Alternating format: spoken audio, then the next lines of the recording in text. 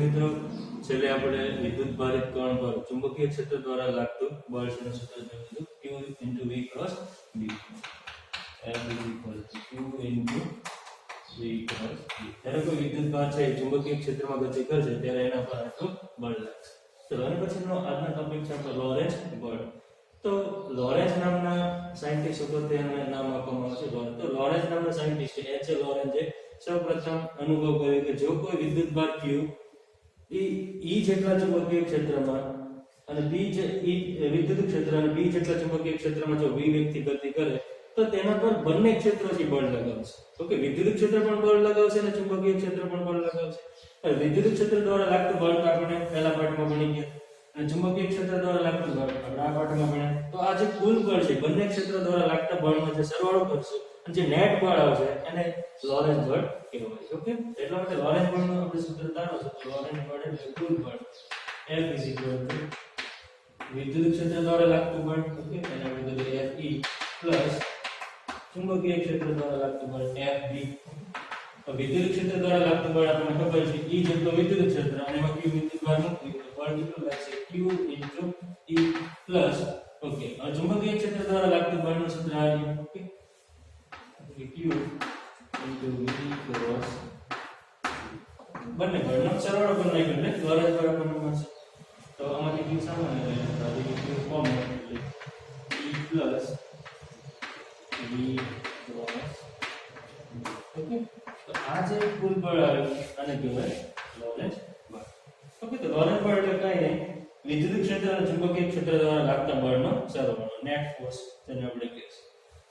ચલો એની પછીનો ટોપિક છે આપણો ચુંબકીય ક્ષેત્રમાં પ્રવાહધારી તાર પર લાગતું બળ. એક આપણે ચુંબકીય ક્ષેત્ર ધારો કે બોર્ડની અંદરની દિશામાં રાખીએ E જેટલું ચુંબકીય ક્ષેત્ર બોર્ડની અંદર જતી દિશામાં આમાં આવે છે આપણે એક તાર મૂકી પ્રવાહધારી તાર. તો આના પર કેટલું બળ લાગશે એનું સૂત્ર આપણે તાર મૂકીશું.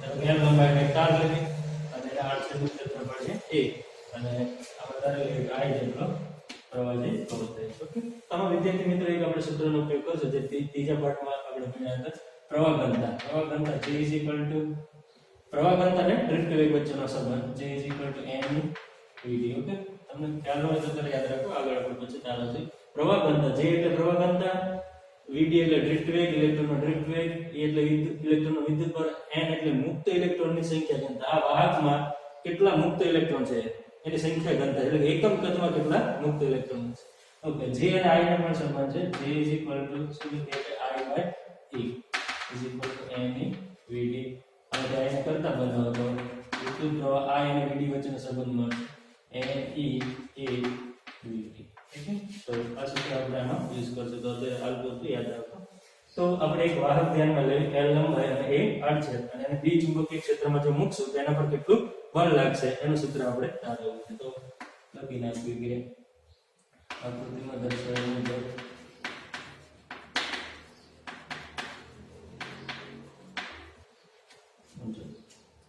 L લંબાઈ એ આડછેદ નું ક્ષેત્રફળ અને n મુક્ત ઇલેક્ટ્રોનની સંખ્યા ઘનતા.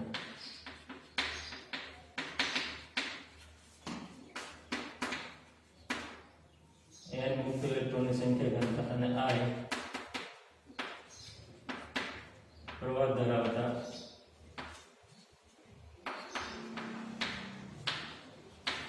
એક વાહકને B જેટલા ચુંબકીય ક્ષેત્રમાં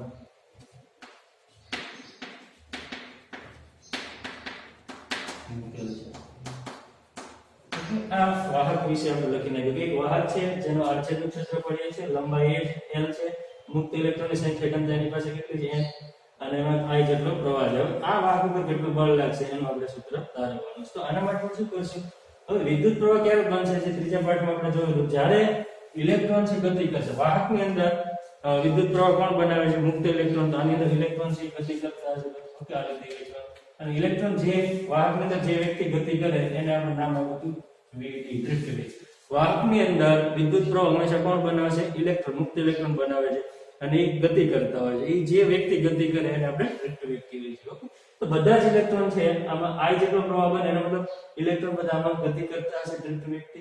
ઓકે, તો એના લીધે આમાં પ્રવાહ બને છે. તો આપણી પાસે જે સૂત્ર છે, ઓકે, આનો આપણે યુઝ કરીએ આ તાર માટે પણ તાર આવશે. તો પહેલા આપણે શું કામ કરશું, આમાં કેટલો વિદ્યુત ભાર છે એ આપણે ગણવું પડશે. કેમ કે I જેટલો વિદ્યુત પ્રવાહ બને છે, I પ્રવાહ બને છે, તો એનો મતલબ આમાં કંઈક વિદ્યુત ભાર છે ગતિ કરતો હોવો જોઈએ. તો આ જે વાહક છે એમાં કેટલો વિદ્યુત ભાર છે એ આપણે ગણીએ. કેમ કે આપણે આ સૂત્રનો યુઝ કરવાનો છે. તો આ સૂત્ર કોના માટે છે? વિદ્યુત ભાર માટે. તો શું કરવું આપણે, આખો જે આપણે વાહક લીધો છે એની આગળ કેટલો વિદ્યુત ભાર છે અને એક વિદ્યુત ભાર તરીકે આપણે ધ્યાનમાં લઈ લઈએ. ઓકે, તો એની આગળ કેટલો વિદ્યુત ભાર ગણી નાખીએ. આપેલ વાહકમાં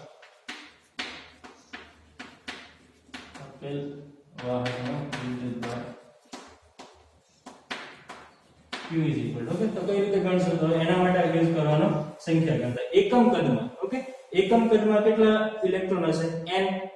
ઓકે, એકમ કદમાં n ઇલેક્ટ્રોન હશે અને એક ઇલેક્ટ્રોનનો વિદ્યુત ભાર કેટલો હશે? Small a. તો પહેલા આપણે ઇલેક્ટ્રોનની સંખ્યા ગણી નાખીએ. આ જે વાહક છે એમાં કેટલા ઇલેક્ટ્રોન હશે? આ બધે ઇલેક્ટ્રોન આ રીતે પથરાયેલા છે અને બધા ઇલેક્ટ્રોન છે એ v વેગથી ગતિ કરે છે અને એક ઇલેક્ટ્રોન આગળ વિદ્યુત ભાર કેટલો છે? Small e. ઓકે, તો પહેલા આપણે ઇલેક્ટ્રોન ગણી નાખીએ. એકમ કદમાં કેટલા ઇલેક્ટ્રોન છે? n. તો આ જે વાહક છે એનું કુલ કદ કેટલું થશે? a * l. તો પહેલા કદ ગણી નાખો. વાહકનું કદ કેટલું? a * l જેટલું કદ થશે વાહકનું અને એને ગુણ્યા ઇલેક્ટ્રોનની સંખ્યા કરતા કરી નાખો. સિમ્પલ ત્રિરાશી છે. એકમ કદમાં કેટલા ઇલેક્ટ્રોન? n. તો આપણે કેટલા કદમાં જોઈએ છે? al કદમાં કેટલા થશે? તો n a l. આ પણ ઇલેક્ટ્રોનની સંખ્યા મળે. હવે એક ઇલેક્ટ્રોન આગળ કેટલો વિદ્યુત ભાર હોય? e. એક આગળ e તો n આગળ કેટલો? તો n * e. આને કેટલા વડે મલ્ટીપ્લાય કરી નાખો? e વડે. એટલે આ જે વાહક છે એને એક વિદ્યુત ભાર તરીકે આપણે લઈ શકીએ અને કેટલો વિદ્યુત ભાર? q. તો આ જે વિદ્યુત ભાર છે કેટલા વ્યક્તિ ગતિ કરતો હશે? vd વ્યક્તિ. વાહકમાં બધા જ ઇલેક્ટ્રોન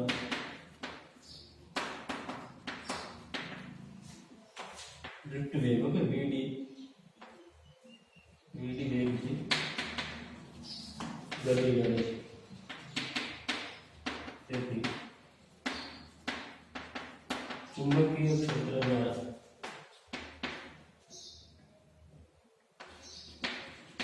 બધા જ ઇલેક્ટ્રોન પર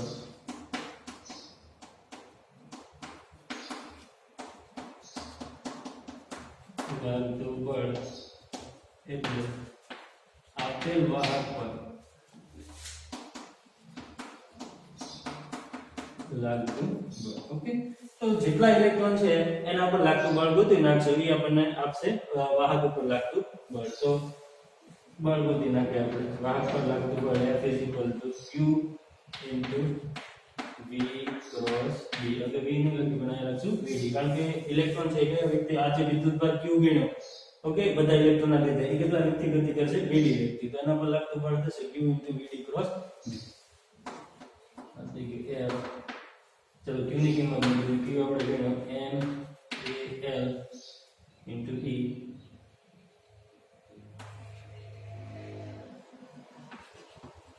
Vd × B. હવે આપણે જે છે આ સૂત્ર છે આમાં I ગુણ્યા કરી આપણે લાવવાનો છે. તો આ સૂત્ર તમે જોશો તો n, ઓકે, પછી E આવી ગયો છે, a આવી ગયો છે અને Vd આવી ગયો છે. એને આપણે ગોઠવણ કરી નાખીએ. આ થશે n a e Vd × B. આ રીતે લખી શકાય ને? ઓકે, હવે આ ખ્યાલ છે n e Vd. n a e Vd. Okay, n e a Vd એની બરાબર શું લખીએ કે I એની જગ્યાએ આપણે I મૂકી દઈએ. આ થશે I * હવે વિદ્યાર્થી મિત્રો ખાસ ધ્યાન આપજો. I જે છે એ કેવી રાશિ છે? અદિશ રાશિ છે અને અહીંયા તમે જોશો તો ક્રોસ ગુણાકાર છે. ઓકે, એટલા માટે આ જે છે આના પર આપણે સદિશ નિશાની નહીં કરી શકીએ. એટલા માટે સદિશ નિશાની છે એ આપણે લંબાઈ ઉપર કરશું. સદિશ છે ક્રોસ. ઓકે, સદિશ એટલે લંબાઈનો સદિશ, લંબાઈનો સદિશ જેની દિશા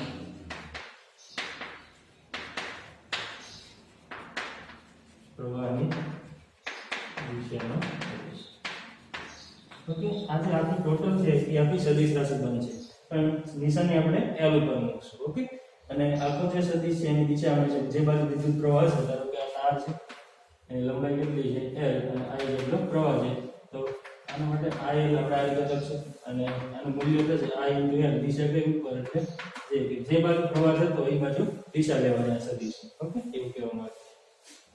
તો આ આવી ગયું પ્રવાહધારી તાર પર લાગતો બળનું સૂત્ર ILB, આ IL ક્રોસ B અને મૂલ્ય લખી નાખ્યું છે ILB sin, okay, ILB sin θ, જેની દિશા છે એ IL ક્રોસ B એટલે કે જમણા હાથના સ્ક્રૂના નિયમની મદદથી આપણે બળની દિશા શોધી શકીશું. ઓકે, તો હવે એક ખાસ કિસ્સો લઈએ આપણે.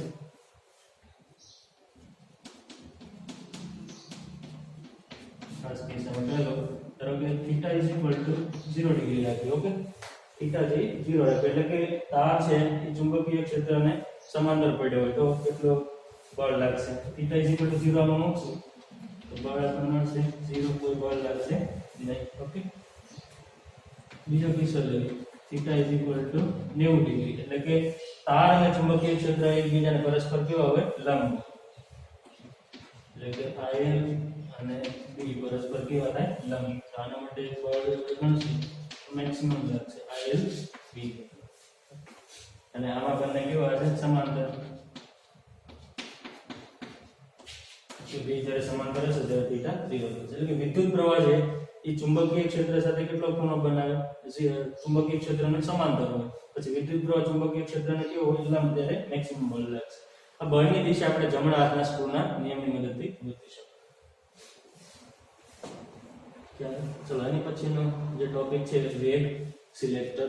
તો વેગ સિલેક્ટર એક એવો સિદ્ધાંત છે જેની મદદથી આપણે જુદા જુદા વેગથી ગતિ કરતા વિદ્યુત ભારિત કણ એને આપણે છૂટા પાડી શકીએ છીએ. ધારો કે આ ઇલેક્ટ્રોન આપણે લઈએ, 4 ઇલેક્ટ્રોન છે, બધાના વેગ અલગ અલગ છે, v1, v2, v3 અને v4. ઓકે, તો આ બધા ઇલેક્ટ્રોન માંથી આપણે કોઈ એક ઇલેક્ટ્રોન છે એની જરૂર છે, તો એને કેવી રીતે છૂટા પાડી શકીએ? એક ચાસણી જેવું થયું કે છાણની જે આપણે કેવી છાણવાની, ઓકે, અલગ પાડવાની. તો આ જે વિદ્યુતભારિત ઇલેક્ટ્રોન છે એને છૂટા પાડવાનું કામ કોણ કરશે? વેગ સિલેક્ટર. તો આનો સિદ્ધાંત શું છે એ આપણે જોઈએ. ઓકે, તો એના માટે એક આકૃતિ મેં દર્શાવી છે. આકૃતિમાં કોઈ એક વિદ્યુતભાર છે Q, એ v વેગથી ગતિ કરે છે. તો આમાં ખાસ ધ્યાન શું રાખવાનું છે? E, B અને V ત્રણેયને પરસ્પર લંબ રાખવાના છે. વેગ સિલેક્ટરની અંદર ત્રણેય પરસ્પર લંબ હોય છે. વેગ સિલેક્ટરમાં વિદ્યુત ક્ષેત્ર, ચુંબકીય ક્ષેત્ર, વિદ્યુત ક્ષેત્ર E, ચુંબકીય ક્ષેત્ર B અને વિદ્યુત ભારિત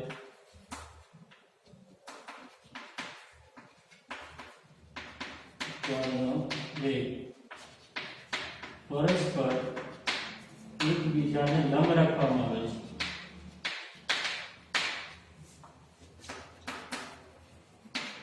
એકબીજાને લંબ રાખવામાં આવે છે.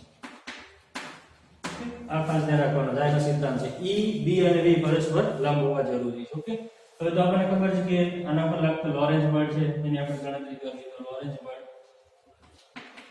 F = Q * E cross P cross. આટલું એના પર લોરેન્ઝ બળ લાગશે.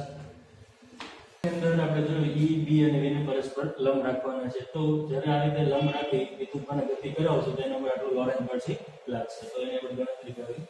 તો V જે છે V જેટલું એનું વેગનું મૂલ્ય V જેટલું અને એની દિશા ધન છે. લાઈ કે ક્રોસ ચુંબકીય ક્ષેત્ર છે z દિશામાં રાખ્યું છે B, k એનું મૂલ્ય B જેટલું આપણે રાખ્યું.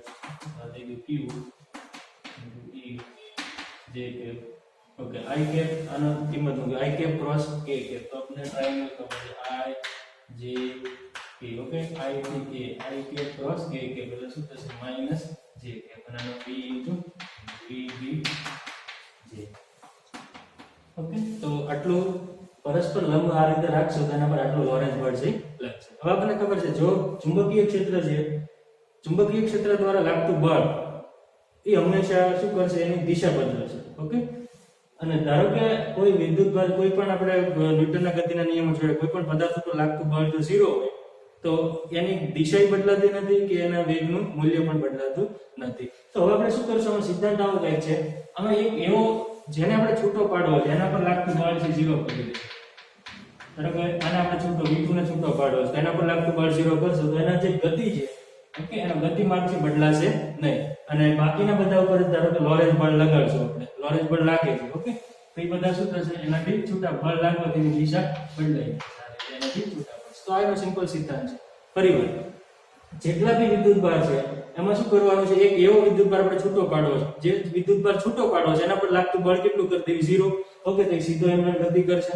અને બાકીના જે છે એના પર લોરેન્સ બળ લગાડશું આપણે, તો લોરેન્સ બળ લાગશે, અને લોરેન્સ બળ લાગવાથી શું થશે, એનો ગતિમાન છે બદલાશે ઓકે, કારણ કે ચુંબકીય ક્ષેત્ર શું કરશે, ગતિ બદલાવશે ઓકે. તો એટલા માટે એનાથી ગતિમાન જે સીધા જતા તેને બદલે આ રીતે ચાલે છે, એનો ગતિમાન ચેન્જ થઈ જાય છે. જ્યારે આના પર લાગતું બળ 0 છે તો એને સીધો થશે, તો આપણને શું થશે, અહીંયા આ વિદ્યુત ભાર અથવા ઇલેક્ટ્રોન જે કાંઈ હોય એ છૂટો મળશે ઓકે. તો આના માટેની શરત શું છે, હવે એવું શું કરવું જેથી કરી આ જે છે ઇલેક્ટ્રોન અથવા તો વિદ્યુત ભાર છે એના પર લાગતું બળ 0 થાય. તો એના માટેની શરત આપણે આના પરથી મેળવી શકશું. જો F = 0 આમાં આપણે મૂકી દેવી F = 0, તો એવું શું કરવું જેથી કરી F થી 0 થઈ જાય ઓકે. તો એના માટેની શરત આપણને અહીં મળશે, તો આમાં 0 મૂકી તો આ છે Q * E - V Q આ બાજુ થશે 0 એટલે આ થઈ ગયું E જે કે = VV જે કહેવાય લખી શકાય, જે કેન્સલ લાગે કે E = V * V, તેથી V = E/V ઓકે. આ આવી ગઈ શરત. જે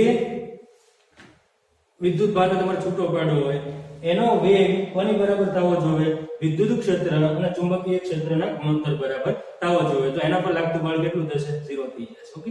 તો સિમ્પલ એક ઉદાહરણ લઈએ. ધારો કે આ ઇલેક્ટ્રોન છે, આનો વેગ છે 2 છે, આનો 4 છે, આનો 6 અને આનો 8 ઓકે. આ રીતે સિમ્પલ એક ઉદાહરણ લઈને સમજીએ આપણે. હવે આપણે ધારો કે આ 4 ને છૂટો પાડવો છે ઓકે, 4 ના જેને પાસે 4 મીટર પ્રતિ સેકન્ડનો વેગ છે એને છૂટો પાડવો છે. તો શું કરવાનું, E અને B ના મૂલ્યો એવા સેટ કરો જેથી E અને B નો ગુણોત્તર કેટલો થાય, 4 થાય ઓકે. તો કોઈ પણ તમે કિંમત સેટ કરી શકો છો. ધારો કે E જે છે એને આપણે લઈ લેવી 16 અને B છે એને રાખી દેવી 4 ઓકે. તો E / B નો ગુણોત્તર તમે કરશો, અહીં કિંમત મૂકો, E કેટલો છે 16, B કેટલો છે 4 ઓકે. તો 16 વગેરે આવે છે 4 એટલે E/B નો ગુણોત્તર કેટલો હોય 4. તો આમાંથી કયા ઇલેક્ટ્રોન ઉપર અથવા કયા વિદ્યુત ભાર પર લાગતું બળ 0 થશે, જેનો વેગ કેટલો હોય 4. તો આ જે છે એના પર લાગતું બળ 0 થશે એટલે એનો ગતિમાન બદલાશે નહીં, બાકીના બધા ઉપર લોરેન્સ બળ લાગશે અને એનાથી શું થશે, છૂટા પડશે, એનો ગતિમાન બદલાઈ જશે. ખ્યાલ આવ્યો? હવે ધારો કે 8 નંબરનો આપણે છૂટો પાડવો હોય ઓકે, અથવા E/B તમે કોઈ પણ રેન્ડમલી સેટ કરી દો. ધારો કે E જે છે એ મેં 10 રાખ્યો ઓકે, આ જે છે 5 રાખ્યો ઓકે, B 5 રાખ્યો, I અને B 5. તો આની કિંમત કેટલો, આનો ગુણોત્તર કેટલો આવશે 2. તો આમાંથી કયો ઇલેક્ટ્રોન છૂટો પડી જશે, 2 નંબરનો. 2 નંબર ઉપર લાગતું બળ કેટલું થશે, 0 ઓકે. એટલે એ સીધો જશે અને બાકીના બધા ઉપર બળ લાગશે એટલે એનો ગતિમાન ઉલટાઈ જશે ઓકે. તો આ વેગ સિલેક્ટરનો સિદ્ધાંત છે. કયો વિદ્યુત ભાર ઇલેક્ટ્રોન છૂટો પડશે, જેનો વેગ એ કોની બરાબર થાય, E અને B ના ગુણોત્તર બરાબર થાય, એ વિદ્યુત ભાર છૂટો પડશે ઓકે. તો અત્યાર સુધી જે કંઈ આપણે થિયરી ભણ્યા એના બેઝ ઉપર થોડું એક્ઝામ્પલ છે, ઉદાહરણના દાખલા આપણે જોઈએ. તો ઉદાહરણ નંબર 4.1.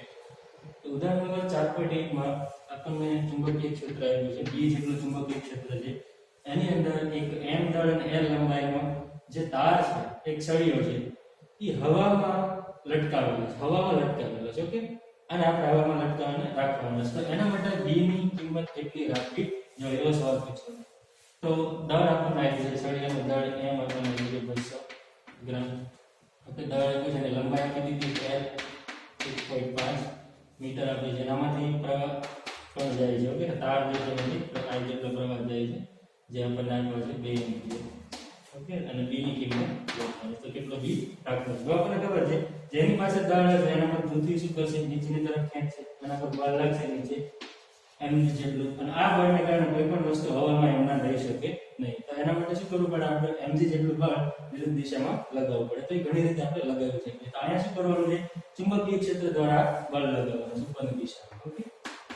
તો હમણાં જે આપણે થિયરી ભણ્યા હતા કે ભાઈ ચુંબકીય ક્ષેત્રમાં જો પ્રવાહધારી તાર મૂકશું આપણે તો એના પર ચુંબકીય ક્ષેત્ર બળ લગાવે છે. ઓકે, અને અહીં તમે જુઓ તો I જે છે x દિશામાં છે અને B ક્યાં છે? અંદર છે. એટલે કે I અને B, ઓકે, I એક સદિશ અને B કેવા છે? પરસ્પર લંબ. તો પરસ્પર લંબ હોય ત્યારે ચુંબકીય ક્ષેત્ર દ્વારા લાગતું બળ કેવું હોય? મહત્તમ. મહત્તમ છે I અને B. ઓકે, તો ચુંબકીય ક્ષેત્ર દ્વારા લાગતું બળ બંને તરફ આપણે લગાવવાનું છે. કેટલું લાગશે? I L B જેટલું. ઓકે, કારણ કે θ કેટલો થાય છે? 90 ડિગ્રી એટલા માટે. ચાલો, I છે કઈ દિશામાં છે? x દિશામાં. B ક્યાં છે? અંદર. એટલે પરસ્પર લંબ થયા અને θ 90 થશે અને sin 90 બંધ થશે. I L B જેટલું બળ થશે ચુંબકીય. આ આપણે જોઈ F. ઓકે, તો હવે લખી સળિયું હવામાં સ્થિર હોવાથી ચુંબકીય બળ કોને સંતુલિત કરશે? ગુરુત્વાકર્ષણ બળને mg ને. એટલે કે Fm = શું થશે? mg. અને ચુંબકીય બળ અહીં કેટલું લાગે છે? તો I L B જેટલું mg. અને કોને ગોતવું છે આપણે? B ને. તો B mg / I L. Okay, આમાં બધી કિંમત મૂકવી. m આપણને આપ્યું છે 200 ગ્રામ અને કિલોગ્રામ બનાવી 10⁻³ g ની કિંમત લઈ લેવી. કોઈ ટાંટ નથી આપી. I જે છે એને મૂકી દેવી 2. લંબાઈ આપી છે અને સાદું તમે આપશો એટલે આવશે 0.65 ટેસ્લા. આટલું b છે આપણે રાખવું પડે. 0.65 ટેસ્લા ચુંબકીય ક્ષેત્ર અંદરની જતીની દિશામાં રાખશો એટલે આપણને એના પર આ જે સળિયું છે હવામાં સ્થિર રહેશે. ચલો, એની પછી ઉદાહરણ 4.5 જો.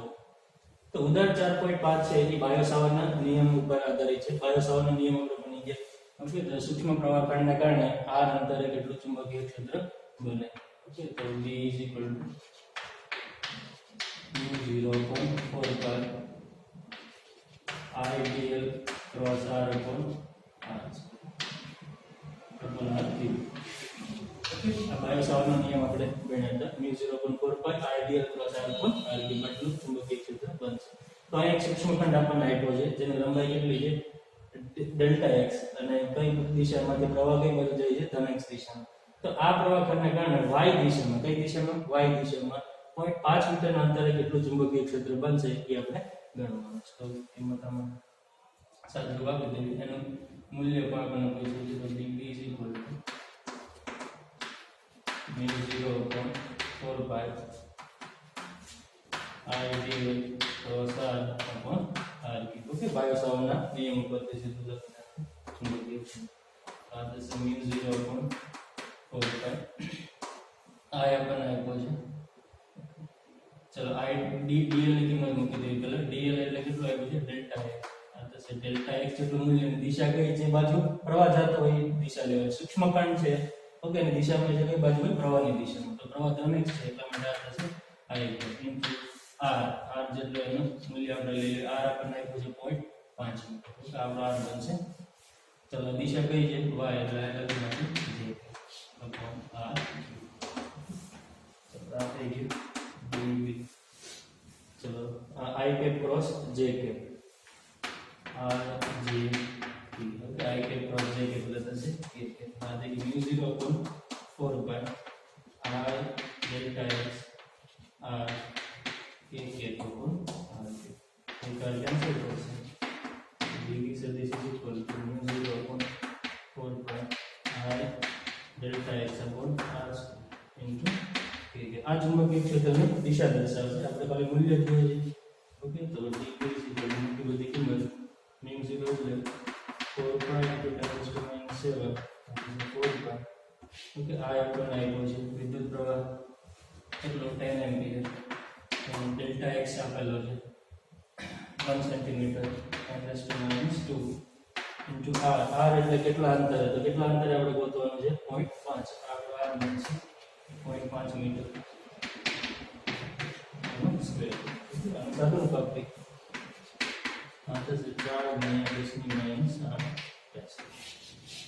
અને કઈ બાજુ? k cap. ઓકે, z દિશામાં.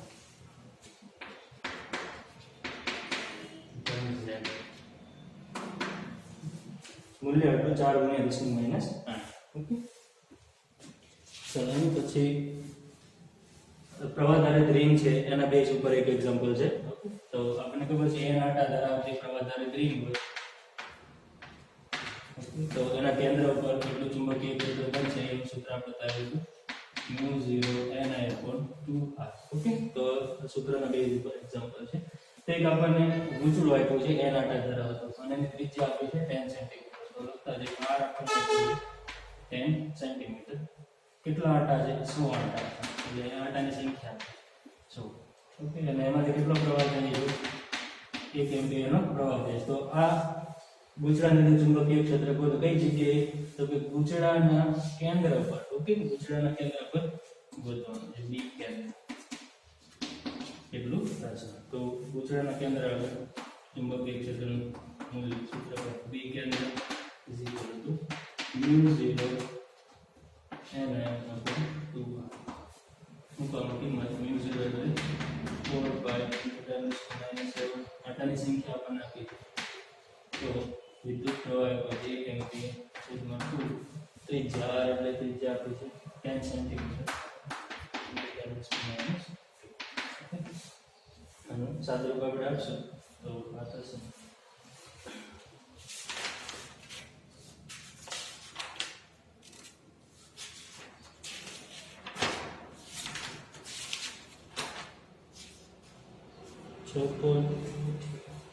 આનું સાદુરૂપ આપો એટલે આ થશે 6.10 - 4.